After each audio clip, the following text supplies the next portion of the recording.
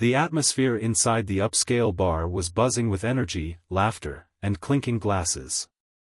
People in their best attire sat chatting, enjoying their drinks, while the bartender expertly crafted cocktails with smooth precision. It was just another ordinary evening at one of the city's most exclusive spots, where only the elite could afford to indulge.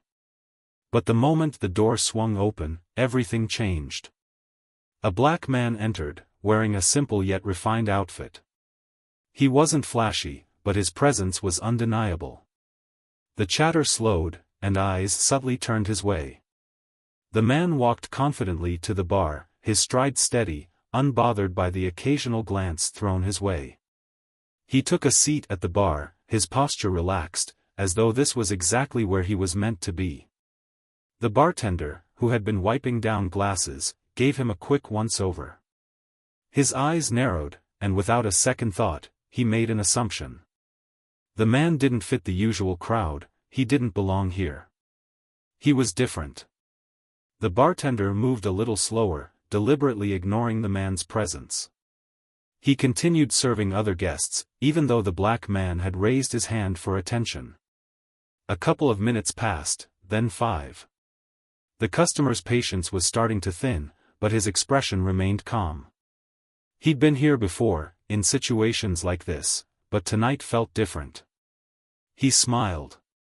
The bartender finally made his way over, though it was clear he was reluctantly doing so. "What'll it be?" he asked in a tone that was anything but welcoming, his voice tinged with an undertone of dismissiveness.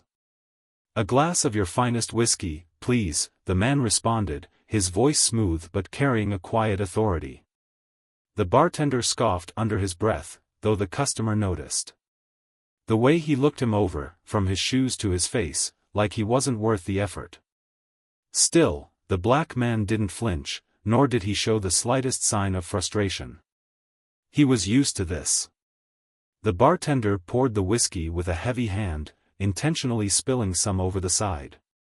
He placed the drink on the counter with more force than necessary, then quickly moved on to the next customer, completely ignoring the man who had just asked for his attention. It wasn't the first time he had been treated like this, but tonight, something in the air felt different. A tension hung between them, an invisible line that the bartender had unknowingly crossed. The black man, taking a deep breath, looked over at the bartender one last time. The faintest of smiles tugged at his lips. There was no anger, no harsh words, just a quiet understanding. His eyes held a knowing gleam, as if he was seeing something the bartender could never comprehend. "Thank you," he said, his voice as calm as before. But it wasn't just the words. It was the way he said them, almost as though they meant something far more profound. The bartender, unbothered by the chill in the air, turned away to tend to another customer. But as he did, he whispered something under his breath, a remark that might have slipped past most, but not the black man. The words were simple, but the sentiment was unmistakable. And in that moment, the bartender had no idea that the person he had just dismissed so easily wasn't someone to be trifled with. The black man's quiet, measured reaction said it all. What came next, though, would change the bartender's life forever. As the bartender turned away, he couldn't help but shake his head, muttering under his breath, "What is he doing here?" His words were barely audible, but the subtle contempt in his voice lingered in the air. He had seen it all, the suits, the expensive watches, the high society folks who could afford the prices on the menu. This man, however, didn't fit the mold. He looked ordinary, yet his presence felt different. The bartender dismissed him as just another person out of place, another customer who didn't know his role. Behind him, the room buzzed with chatter, but in the corner, near the dimly lit window, a pair of eyes watched the entire scene unfold. A man, whose face remained partly obscured in the shadows, observed every move, the bartender's dismissive gestures, the black man's calm demeanor, and the slow build of tension that could have been easily overlooked. He didn't speak, didn't flinch, just watched. The black man, still with a serene smile on his face, took a sip from his glass and glanced around the room. He noticed the uncomfortable glances exchanged between a few other customers. Some had caught the bartender's rude behavior but did nothing. Others seemed unsure whether to act or simply ignore the situation, unwilling to make waves. It was all too familiar to him, yet he didn't allow it to stir him. He had learned long ago how to endure this type of subtle hostility. But it wasn't just the bartender's behavior that intrigued him. It was the reactions of everyone else. He wasn't the only one in the room noticing the tension, and that made all the difference. The bartender, oblivious to the growing discomfort among the other patrons, continued his work, making sure to give his full attention to the more affluent customers. He served them with a quick smile, while the black man was left to sit in silence, still forgotten. But this time, the silence was different. It wasn't the calm before a storm, it was the moment before an inevitable shift. The black man finished his drink slowly, savoring every drop. He was deliberate, calculated. His gaze never wavered, but it did catch the eye of one particular patron. A woman, well-dressed and elegant, met his eyes briefly before quickly looking away.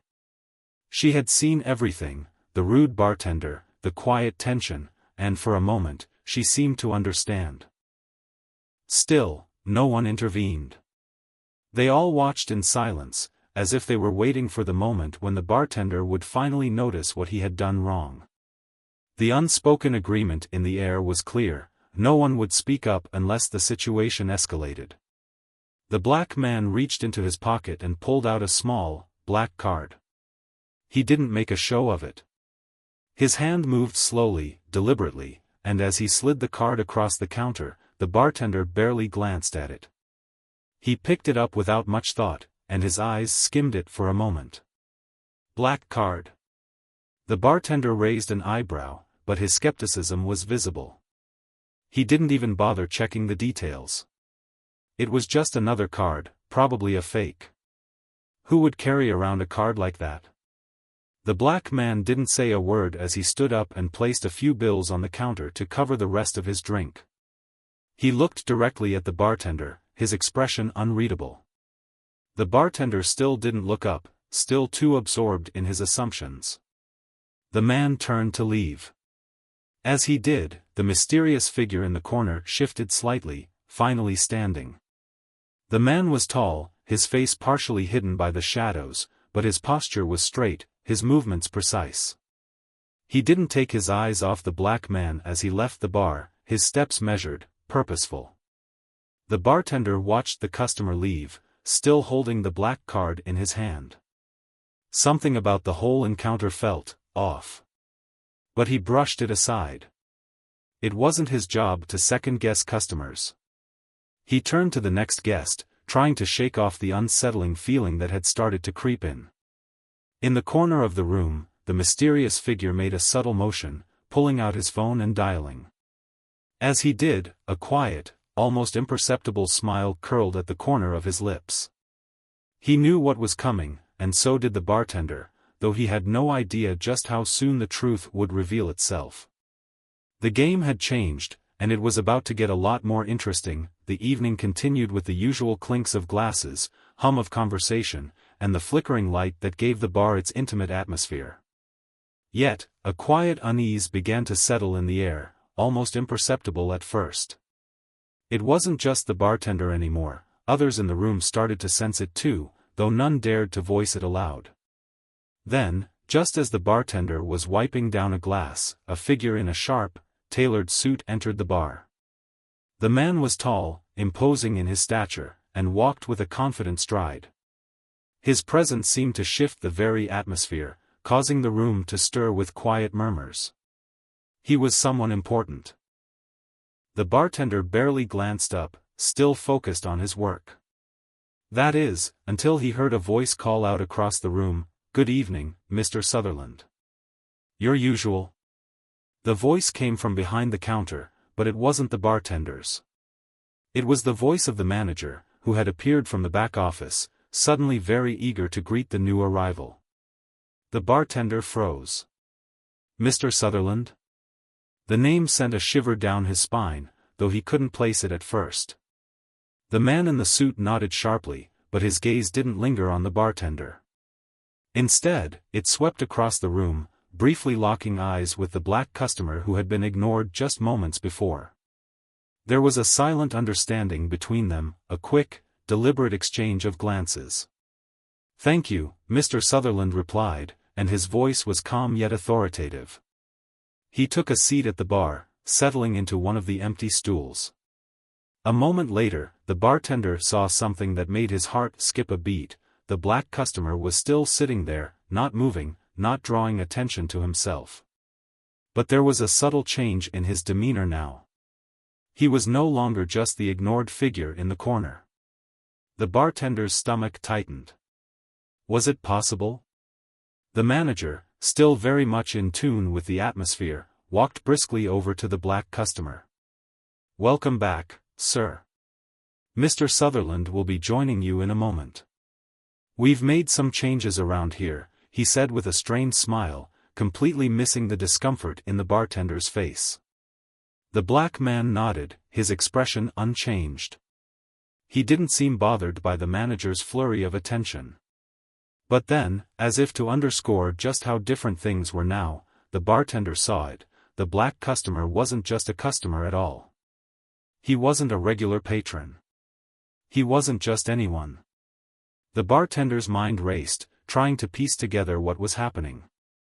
Just then, the manager leaned over, his voice low. "You've heard of Mr. Sutherland, right?" He didn't wait for a response, his gaze flicking nervously to the black customer. "He's one of the owners of this entire chain." The bartender felt his pulse quicken. The owner? The man he had just mocked, dismissed, and treated with such contempt? Suddenly, the pieces clicked into place.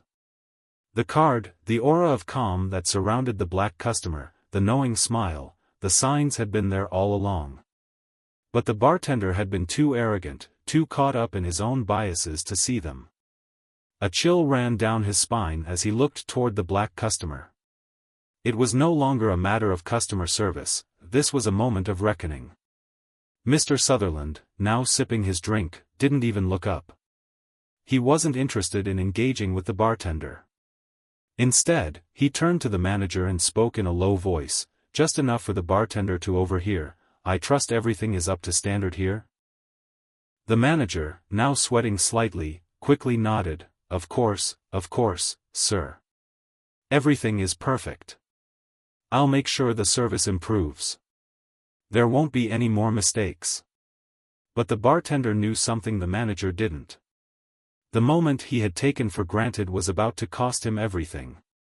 The smugness, the superiority complex, it had all been undone in a matter of seconds. The black customer, still silent, slid off his stool. He gave the bartender one last glance, his eyes filled not with anger, but with something far more unsettling, quiet understanding. "Make sure to get this one right," he said softly, his voice carrying just enough weight for the bartender to feel the tension in his bones. The words sent a ripple of dread through him. As the man walked out, the bartender couldn't shake the feeling that something was about to change. But what he didn't know was that the change had already begun. He was about to learn the hard way just how wrong he had been, and there was no going back now. The bartender watched the black customer exit the bar with a sense of dread gnawing at his insides. He wanted to turn away, to forget the whole incident ever happened, but he couldn't. The last look the man had given him lingered, cold and knowing. It was as though he knew the bartender's thoughts before they even formed, and the bartender hated that feeling. He tried to shake it off, focusing on the rest of the evening. But no matter how hard he tried, his mind kept going back to that black card, the same card the customer had casually placed on the counter. A black card. The bartender had dismissed it as a fake, something someone would use to bluff their way through life. But what if it wasn't? What if that simple act of kindness, of offering him the card, had meant something entirely different? The bartender wiped down the bar counter, trying to keep himself busy, but the tension was thick in the air now. He couldn't concentrate, his thoughts scattered. His fingers trembled slightly, betraying the unease settling in his chest. Then the door opened again, and this time, it wasn't the same easygoing guest or another regular. It was the manager, his face flushed with something between panic and urgency. He walked straight up to the bartender, his voice barely above a whisper. "We need to talk," the manager said, his eyes darting nervously around the bar. "Right now." The bartender's heart skipped. He had seen the way the manager had treated Mr. Sutherland. He had heard the whispers of the owners and the power they wielded. But he never thought he'd actually have to face them, let alone be caught in their web. "What's going on?" the bartender asked, his voice tight. The manager grabbed him by the arm and pulled him to the back room. Once they were alone, the manager shut the door behind them with a soft click, his face growing paler by the second. "You've done it now," the manager said, his voice shaking. "Do you have any idea who that man was?" The bartender blinked, his mind still struggling to catch up. "He's a regular, isn't he? One of those rich types, I've seen him around before." The manager shook his head, his hands trembling as he grabbed a stack of papers from a desk. "That man is Mr. Sutherland, he's one of the biggest shareholders of this entire bar chain. The owners don't just run this place, they own most of the city's bars. And he's not just some silent investor. He's here to make decisions." The bartender's blood ran cold. He was no longer listening to his manager, his mind was racing, thinking back to the way he had treated the man. The dismissiveness, the attitude, he had made the worst mistake of his life, and now he was paying for it. "What do we do now?" he asked, his voice barely above a whisper. "You don't do anything. We're just going to wait." "But you need to understand something," the manager said, stepping closer, his tone dropping to a deadly whisper. "You've been watched. He saw everything, heard everything. And now he's probably going to make a decision that will affect all of us. If we're lucky, we'll get off easy. But if we're not," he trailed off, the meaning clear. The bartender swallowed hard. The weight of his actions was beginning to hit him fully. He had assumed that nothing would come of his prejudice. He had assumed that his dismissive behavior, his quick judgment, would never matter. But here it was, his entire future hanging by a thread because of one careless mistake. The manager turned away, pacing the room. "There's nothing more we can do. Just wait and hope that the decision comes out in our favor." The bartender stared at him, his hands trembling, his chest tight. He thought about the black man's eyes, calm, patient, but piercing. He thought about the cryptic smile, the faintest hint of something deeper. The man hadn't been just another customer. And the bartender was about to find out just how wrong he had been. As the manager continued to speak, his voice a blur in the background, the bartender's thoughts were consumed by one overwhelming truth: his life was about to change forever. The minutes seemed to drag on, stretching into what felt like hours. The bartender stood there in a daze, the weight of the situation pressing down on him. He could hear the murmur of voices outside the back room, but it all felt distant, like a world he no longer belonged to. His mind kept replaying the scene from earlier, the way he had treated the black customer, his dismissive attitude, and his careless words. Every action felt like it had set a series of events into motion that he could no longer control. The manager paced nervously, checking his phone every few seconds, but no word had come through yet. The air in the room felt thick, heavy with anticipation. Suddenly, the door swung open, and the manager froze. A figure stepped into the room, a man in a sharp suit, his presence commanding attention immediately. The bartender's heart skipped a beat. It was Mr. Sutherland. The black customer from earlier was standing in the doorway, but now, there was no mistaking who he was. His calm, collected demeanor hadn't changed, but his identity was as clear as day now. The bartender's stomach twisted with dread. He had known the name, but only now did he realize the magnitude of his mistake. "Mr. Sutherland," the manager said, his voice unsteady. He quickly straightened up and stepped forward, his eyes wide with concern. We weren't expecting you back so soon." Mr. Sutherland didn't respond immediately. His gaze flicked to the bartender, and the quiet intensity of his stare was enough to make the bartender's knees feel weak. He had been wrong. All of it. And now, standing in front of him was a man who held more power than he could ever have imagined.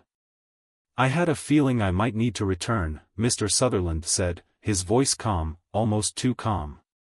He glanced around the back room as though inspecting everything, as if the bartender's fate was being decided in this very moment. "I wasn't sure what to expect from you, but I believe now I have a clearer understanding." The bartender's heart pounded in his chest. His mind raced, trying to formulate an apology, but no words seemed to come. His hands were cold, his throat dry. The black card. The knowing smile. It had all been a warning, and now it was too late. Mr. Sutherland stepped closer, his eyes never leaving the bartender. "You see," he said, "I don't expect respect from people just because of the clothes they wear or the color of their skin. What I expect is decency, a simple human quality. Something that seems to have been lost on you tonight." The bartender's face flushed with humiliation. Every word Mr. Sutherland spoke felt like a slap in the face, a reminder of his own ignorance. He wanted to say something, to apologize, but his voice caught in his throat.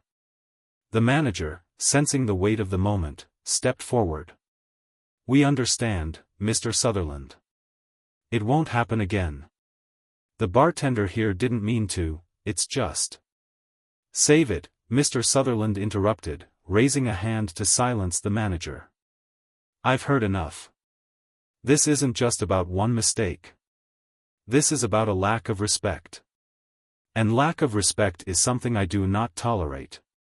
The room fell into a tense silence. The bartender's mind was spinning. What was going to happen now? Was he going to lose his job? Would the bar shut down?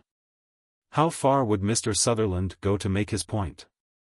Mr. Sutherland's gaze shifted away from the bartender for a brief moment, and then he turned back to the manager.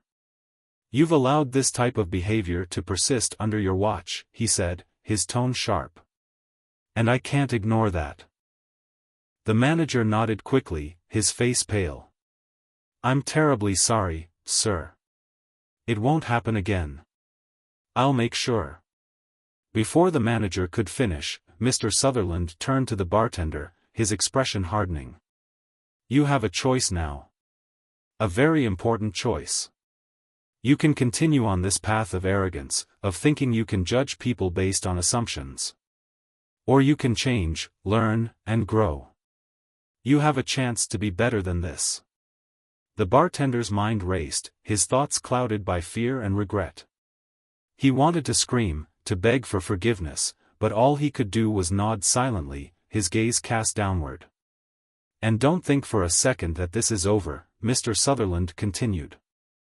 "I'm not doing this for the good of the business or for some grand gesture.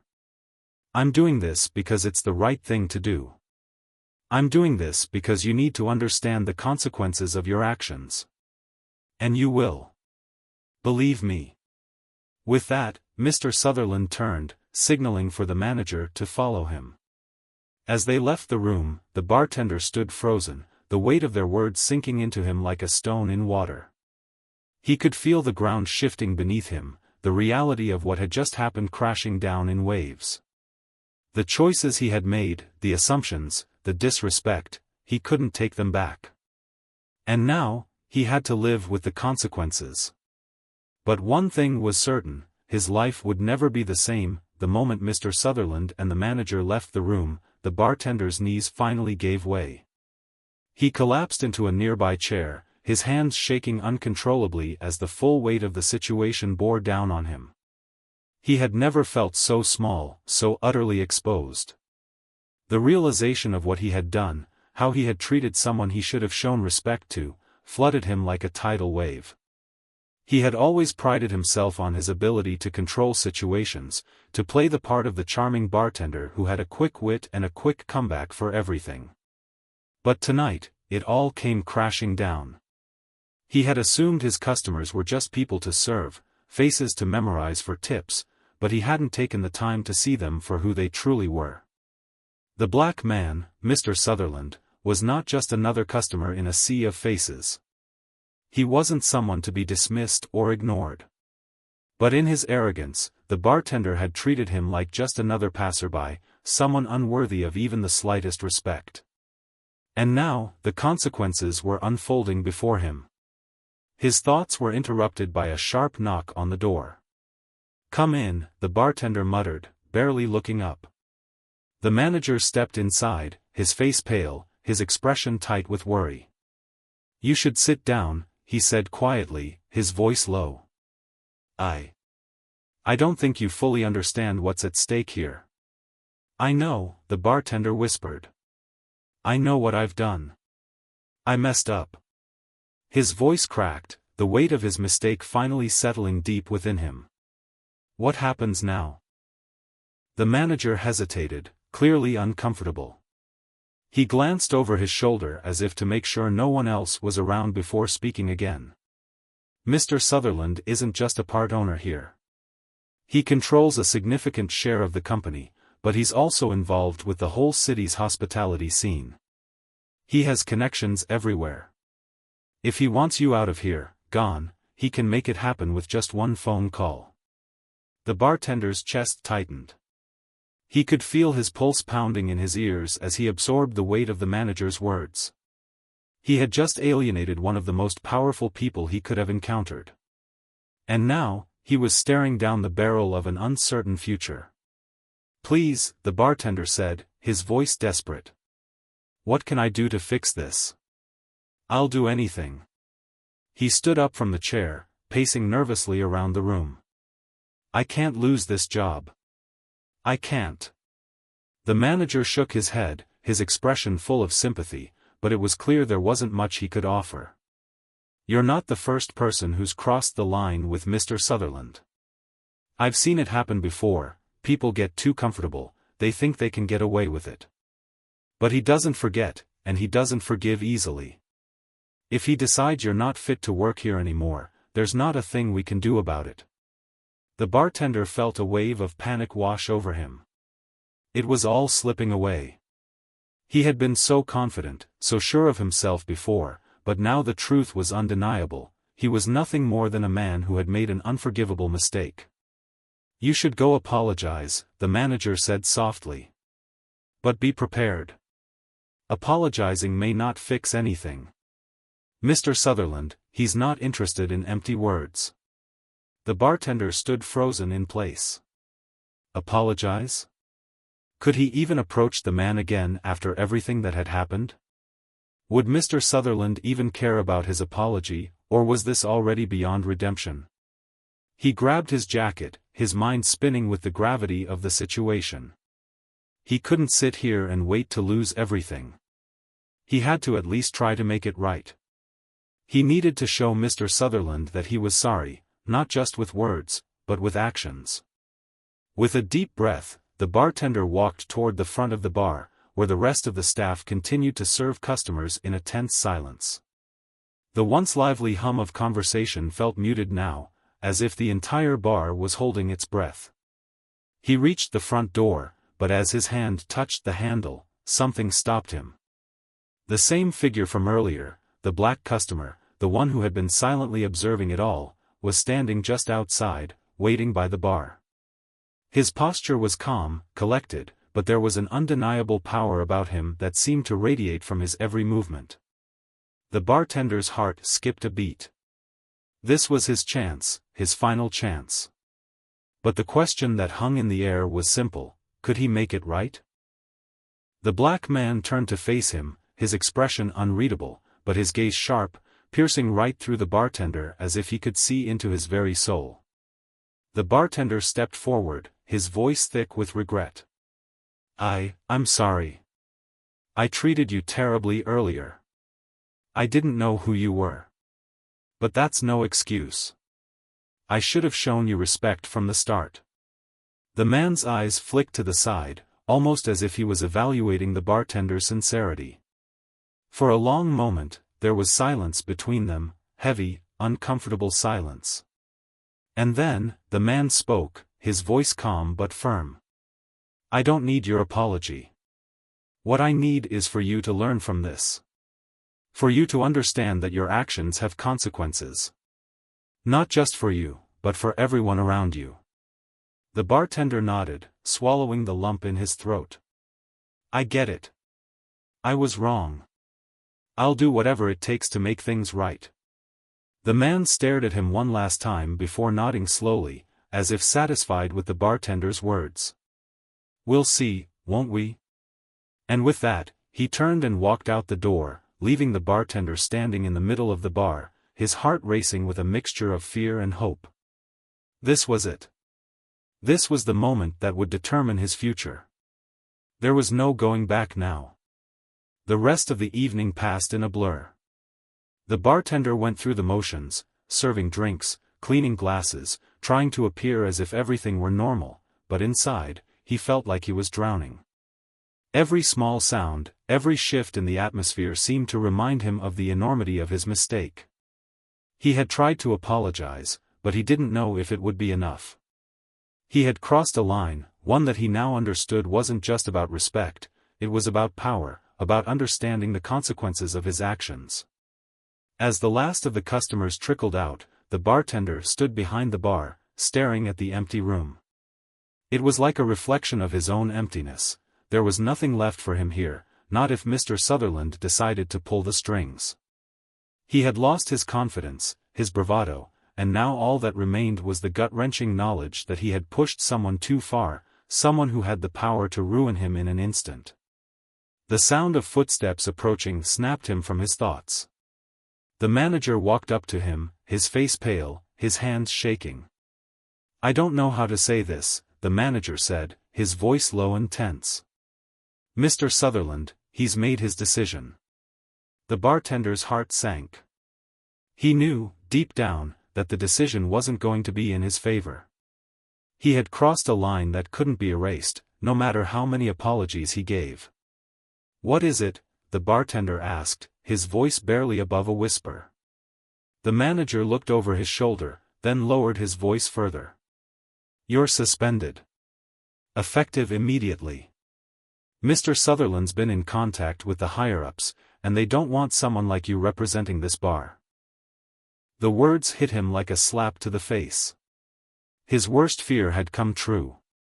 He tried to speak, to defend himself, but the words were stuck in his throat. He opened his mouth, then closed it again. There was no defense, no excuse that would change what he had done. I understand," the bartender finally muttered, his head hanging low. The manager gave him a pitying look but didn't say anything more. The bartender turned, walking toward the back of the bar to grab his things, feeling the weight of his shame pulling him down every step. As he walked out of the back room, he passed the bar's front door, where the last remnants of the evening's customers were heading out. The air outside felt colder than it should have. The streets were dimly lit, the hum of traffic and distant voices seeming so far away, like he was standing in a world he no longer belonged to. He hadn't expected anything else, he knew what the consequences would be. But now, as he stepped out into the night, something stirred in him. It wasn't anger or bitterness. It wasn't even self-pity. It was regret. Regret for the way he had acted, for how quickly he had judged someone based on assumptions and how deeply those assumptions had cost him. The bartender took a few steps down the sidewalk, not sure where he was going, not sure what he was supposed to do next. The city lights blurred in front of him, and for the first time, he felt small. Invisible. But then, a voice called from behind him. "Hey!" It was familiar. He turned to see the black customer, Mr. Sutherland, walking up the street, his footsteps steady, calm. There was no anger in his eyes, no judgment. Just the same quiet understanding. "You've got a choice ahead of you," Mr. Sutherland said, his voice calm but firm. "You can either wallow in regret, or you can use this to do better. Learn from it. Change." The bartender stood frozen, the weight of his words sinking in. I know I've made mistakes, the bartender finally said, his voice barely a whisper. I know I've hurt people. But I don't know if I can change. I don't know where to start. Mr. Sutherland gave a small smile, his gaze steady. Start by understanding that this isn't just about you. It's about how we treat others. You may have lost this job, but you haven't lost everything. What you do next is what matters most. The bartender nodded, his heart heavy but with a flicker of hope starting to grow in the pit of his stomach. For the first time that night, he felt like he wasn't completely lost. The journey to redemption would be long, but it was a journey he could take, step by step. Thank you, he said, his voice thick with emotion. With that, Mr. Sutherland gave him a brief nod and turned to leave, disappearing into the night. The bartender stood there for a moment longer, watching the figure fade into the distance. And in that moment, he made a promise to himself. He would change. He had to. But the path forward wouldn't be easy. It would require him to face his own flaws and face the consequences of his actions. But with a lesson learned and a new resolve, he would no longer be the man he was before. As the bartender walked away, the weight on his shoulders felt a little lighter. The regret still stung, but it wasn't the end. It was just the beginning of something new. Weeks passed since the bartender's last encounter with Mr. Sutherland. His life had changed drastically since that night. He'd lost his job at the bar, a job that he had taken for granted, and his reputation had taken a serious hit. But instead of sinking deeper into despair, he had found a new drive, a determination to better himself, to learn from his mistakes. After some time, the bartender found himself in a small, quiet cafe one evening, sipping on coffee and reflecting on the lessons he had learned. It wasn't a glamorous setting, but it felt right. This was where he could think, gather his thoughts, and focus on making things right. It was during one of these quiet moments that the door swung open, and a familiar face walked in, Mr. Sutherland. The bartender froze for a moment, his heart skipping a beat. He hadn't expected to see him again, not this soon. The weight of their previous conversation still hung over him, but now, it wasn't the same feeling of fear and regret. This time, it was different. It was hope. Mr. Sutherland glanced around the cafe before spotting the bartender sitting in the corner. Without hesitation, he walked over, his demeanor calm as always, though there was something about him that conveyed a sense of power. Not in an intimidating way, but in a quiet, almost invisible strength. "You've been hard to track down," Mr. Sutherland said as he took a seat across from the bartender, a slight smile on his lips. "I thought I'd catch you here." The bartender felt a lump form in his throat. "I wasn't sure if you'd want to speak to me again." "After everything." "After everything?" Mr. Sutherland raised an eyebrow, as if the incident hadn't left a lasting impact on him. "I told you, this wasn't just about the mistake. It was about the opportunity to learn and grow. And I see you're doing just that." The bartender's breath caught in his chest. "I've been trying. It hasn't been easy, but I know I need to change. I've been getting better, learning how to really listen to people, how to show respect, how to see beyond the surface." Mr. Sutherland nodded thoughtfully. "I've been keeping an eye on you. Not in the way you might think, but I wanted to see what you do after all this. And I see it. You're not the same person I met that night. You're evolving, and that's all I was hoping for." The bartender's heart swelled with a mixture of pride and humility. For the first time, he felt like his efforts were being acknowledged. He hadn't expected anything from Mr. Sutherland, not after the way he had treated him. But here he was, offering not only validation, but also something else, a second chance. "I want to show you that I can be better," the bartender said earnestly. "I can be the kind of person who deserves respect, not just from others, but from myself, too." Mr. Sutherland leaned back in his chair, his eyes softening as he regarded the bartender. "I see that. But you don't need to prove anything to me anymore. You've already proven it to yourself. The bartender was quiet for a moment, absorbing the gravity of the words. It wasn't just about fixing what was broken, it was about transformation. True change came from within, and that was what he had been missing all along. Mr. Sutherland looked at him with an almost approving gaze, as if he were watching a man not only grow, but take responsibility for his own future. Then, in a shift that surprised the bartender, Mr. Sutherland smiled. "I think it's time you put all this learning into action," he said. "There's a new bar opening up in the city.